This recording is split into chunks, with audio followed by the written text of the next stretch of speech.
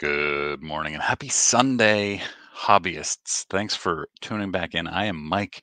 This is my weekly, every Sunday, Clearing the Bases episode where I cover any topics that came up during the week that I didn't have time to cover in their own video or they didn't rise to the level of their own video. Um, there is a theme. This week, the theme is, or at least a good chunk of this, is about Shohei Ohtani and Topps. Uh, you'll see. We're going to jump right in here. I think we have quite a bit to cover. So let me share my screen. All right. First of all, make sure you're subscribed to my free weekly newsletter.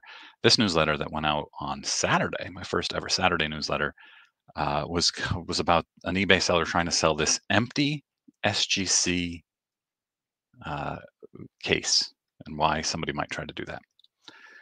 All right. So Shohei went 50-50 this week, which was amazing and extraordinarily exciting. And Shohei is one of my all-time favorite baseball players. So, I loved it. I thought it was awesome.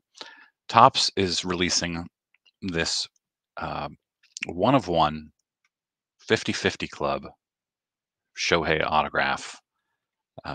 This goes in with their other for $12. You can get a base card with a chance at hitting this in other variations. And so this is very similar to the LeBron, Durant, and Steph Curry one of one chase that they had. Uh, and here's one of the variations. It says, I skipped math to watch history, Otani 50-50 on this sign, which is very cool. I mean, imagine getting onto a Shohei card. That's pretty cool. That's fun for that kid. So that's one of the variations. And then it started going downhill from here. Like this guy, I don't know if this is real. I kind of doubt it is, but he's joking about something that's very real. People are talking about spending hundreds, if not thousands of dollars at a chance at the chase. And he's showing he spent $8,000 allegedly on a chance on those $12 cards with a chance to get the one of one, the autograph. I think there were 10 or 12 autographs with one of one. And a lot of people are again saying Topps is a gambling operation, because they are saying, hey, for $12 you can buy this one card and have a chance. It's like a lottery. Have a chance to get this one of one that could be worth, well, for this one probably, I don't know. I'm guessing $50,000 to $100,000. But like the Team USA basketball one, half a million maybe. And sure enough, a lot of people were saying this isn't going to be popular. This isn't going to be popular, but it was. It was extremely popular. Let me just go back and make sure I'm still sharing. Good. Extremely popular. The Topps website crashed for more than 2 hours because people were trying to buy the Topps Now card. So pretty crazy. And Topps, I Am Meatballs making an appearance like he does every week. Topps removed the no purchase necessary entry options for Topps Now cards, including the Shohei 50-50 card. Nothing on the sales pages or the linked terms and conditions.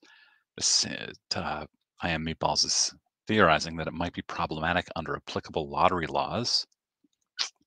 So it's interesting. And he shared some screenshots here showing that no purchase necessary is gone.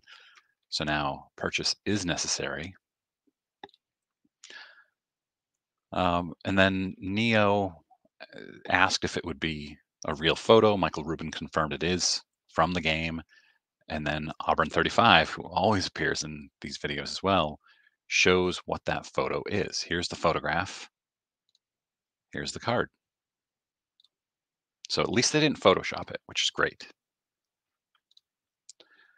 And then this person, Bo Morris, says, imagine being so addicted to gambling that you drop $12 plus shipping for a base card, hoping you were one of the 10 or so people to get an autograph, or spending an insane $170+ on 20 cards you won't be able to get $2 for next month.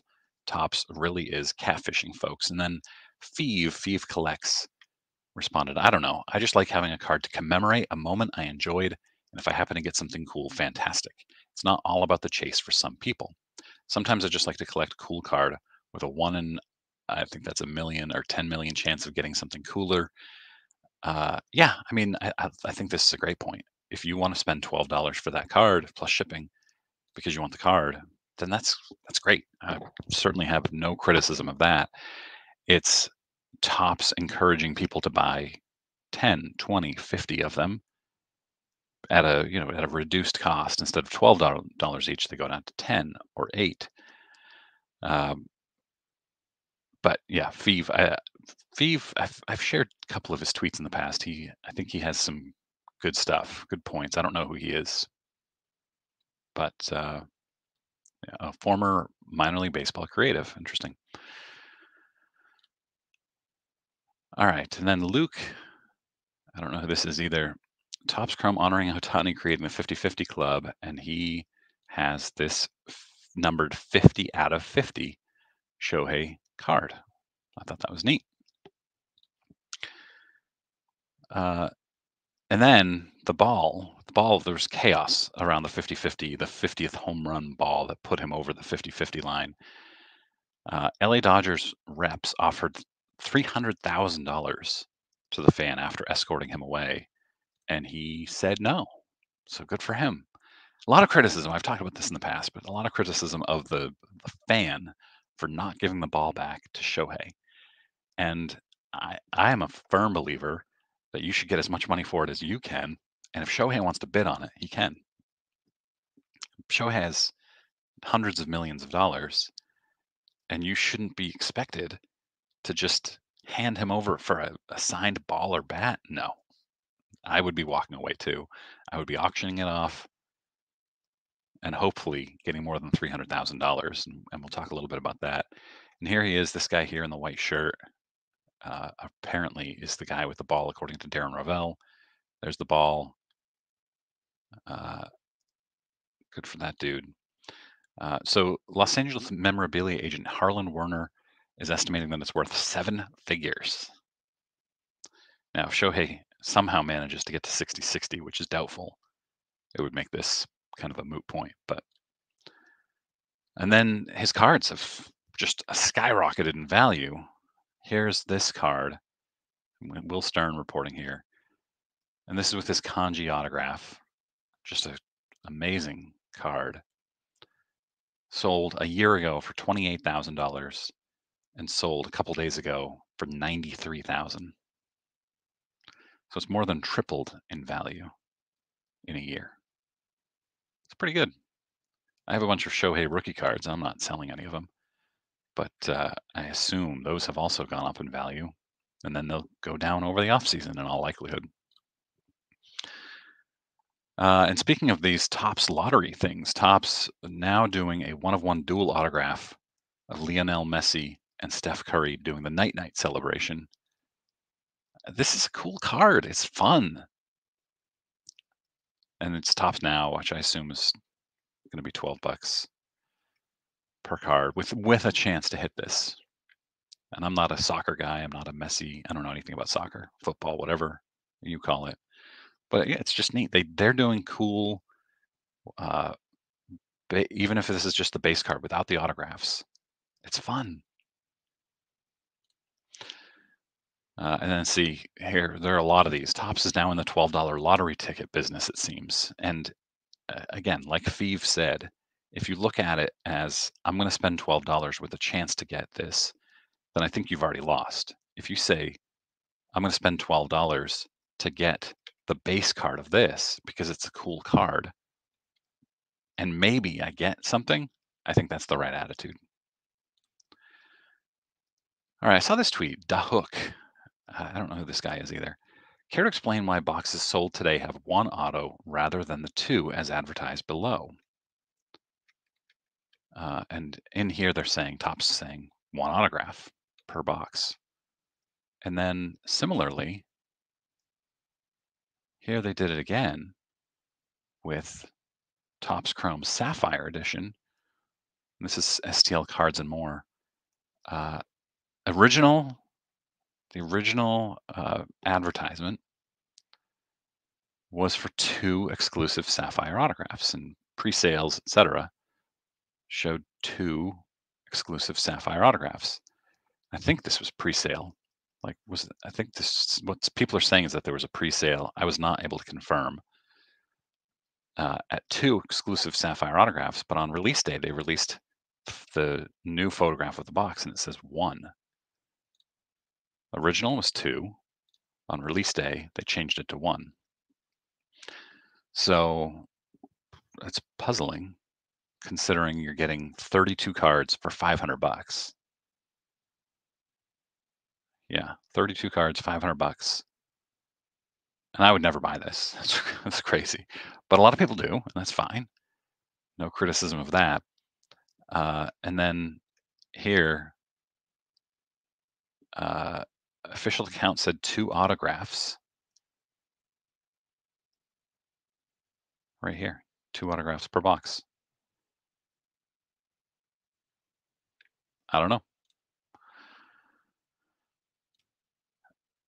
And then Topps is releasing a high-end Topps Mercury Victory, yeah, Victor Wembanyama next month. Each box will feature 8 cards, $8,000 per box. Who's the target audience for this? Let me know.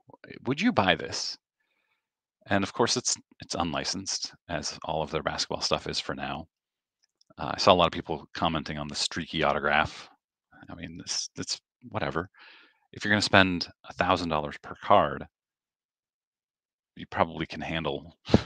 I guess probably this is going to people are going to buy into breaks for this, right? So yeah, 8 cards, including game worn relics, on card dual autographs, and unique inscriptions. $8,000 per box for 8 cards. Uh, Eric, those back pages, says, I'm no fan of Leaf. Having said that, the hobby as a whole has given them crap ever since Brian Gray revived the brand. Now here we are in late 2024, and people are lapping up Topps who are doing what Leaf does. That is exactly right. Leaf did unlicensed autographs, unlicensed cards, and everybody dumped on them. Now Topps is doing it, and people love it. Branding, I guess. And then I'm seeing more and more of this too. Skyby Cards writes, I have such a terrible feeling about where the direction of sports cards is going. Everything seems to be getting worse and worse by the week. Yeah, it's more and more of this. And then Nat Turner on Boston or Sports Card Madness said in this video, I can't play it, but he said it's getting harder and harder to make your money back. And I talk about this a lot. So I'm going to repeat myself. It's getting harder and harder to make your money back when opening ultra modern boxes, Nat says. And then people, card dealers, say it's not about making your money back. It's about the fun. It's about the excitement of opening boxes with your kids. But when Topps and Fanatics and Panini are putting out boxes that are priced double what they were 2 or 3 years ago, and the number of cards is significantly reduced, and the odds of you hitting good cards is significantly reduced or made worse, it becomes about the money. When you're paying $40 for a blaster instead of 20 like it was a few years ago, 5 years ago maybe, it becomes more about the money the more expensive it gets. So Hobby Champs has a great tweet. Obscene prices on unopened should push you towards different facets of the hobby, not push you out of the hobby. And we in the vintage community welcome you as long as you don't cause prices to go way crazy. Obscene prices should not push you out of the hobby. You should move into other facets of the hobby. There are a lot of things you can buy. Tickets, you can buy wrappers of unopened packs. You can buy, well, as I showed, you can buy uh, empty slabs. There's so many places to go rather than opening ultra modern wax. Buy singles. Or you can buy PSA 9s. This guy makes a great point. Johnny B. People have truly forgotten the meaning of the word mint. Just scooped this for $25 shipped. This is an Evan Carter rookie autograph, PSA 9, a mint, PSA 9 for 25 bucks shipped. It's true. People are forgetting. They are People are cracking out nines and selling them raw because raw will oftentimes go more than the nine. This cost 20 bucks to grade. All right, Paul Lesko does this whole thing. Paul is the hobby attorney. I'm not going to go through this whole thread here, but Beckett is suing former executives. Uh, PSA is getting into grading and authenticating of comic books, and one of their former employees had a role at PSA in it, and then they investigated that former employee and found that he did in fact steal some of Beckett's trade secret information, including the use of subgrades with comics, by emailing that info to his personal email address before he left. Also found that the other named defendant, former employee, was unhappy in his role at Beckett and was being recruited by PSA and also sending confidential information to his personal email address. Now, why is PSA not named? I assume because there's no evidence that PSA benefited from this, but there will be uh, we'll be keeping an eye on this. Paul Lesko will, of course, tweet more about this as more details come out. Just a very interesting little thing there. Armor, graphs, cards, and more tweets out. Is this an acceptable way to ship cards from a break? He bought into a tennis card break and they just shipped them like this, which is crazy. And he did end up getting his money back. He sent them a message. We've seen this before, and the breaker blames their shipper. I can't imagine how this is this is like me. My wife, I call my wife my head of shipping because she helps me ship everything out after I sell stuff, which is very rare. But and if she makes a mistake, I go to her and say, as my head of shipping, it's usually my mistake, not hers, because she doesn't know anything about cards or the buyers. But it's inevitably my mistake, and I just blame her as a joke. But these breakers oftentimes blame their shipper. Oh yeah, another Paul Lesko tweet. Collectors Universe, the owner of PSA and many other companies, has applied for trademark application for PSA Pro. It covers subscription services for trading cards, including for grading and authentication, monthly grading specials, events for members, and a discount program. So that may be coming. We see this sometimes. A monthly subscription as opposed to their annual 150 bucks for Collectors Club or whatever.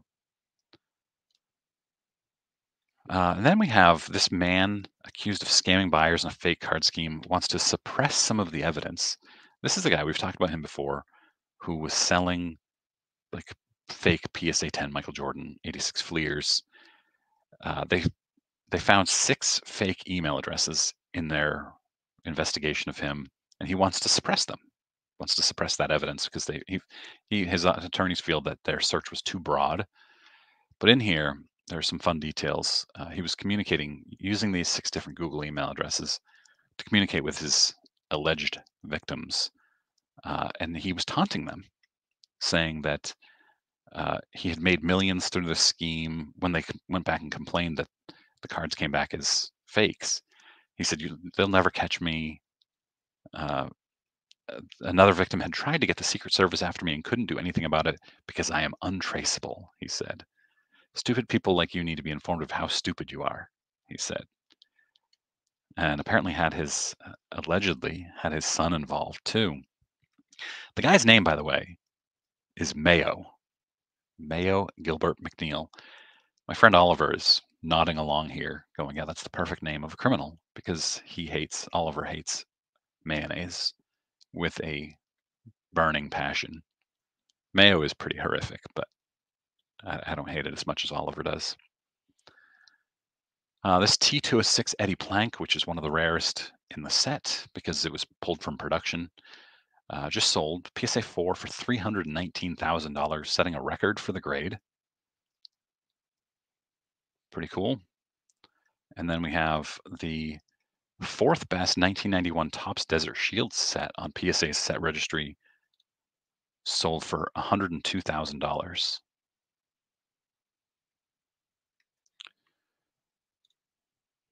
And then we have something fun. A PSA graded 1952 Topps pack unopened sold for $91,000. It's one of 29 graded by PSA, not one of them believed to be a high numbers pack with a mantle. And then in the article, I guess they talk about this one collector who owns 23 packs of unopened high numbers, now said to be worth $500,000 per pack. Make sure you sign up for my newsletter, which is at junkwaxhero.com. I will have a new article out tomorrow and another one later in the week. New edition, I should say. Also, I wrote, I wrote an article for SI Collects. Let's do this. SI collectibles on SI. I'll put this in my newsletter this week. It is right here. Caitlin Clark card sold for WNBA record. And yeah, that is in collectibles on SI. So make sure you're subscribed to that newsletter so you see that as well. Appreciate you guys watching. Let me know in comments any thoughts you have about any of these. And I'm just noticing now my Dwight Evans rookie card is upside down. My wife got me again. I'll see y'all soon. Thanks.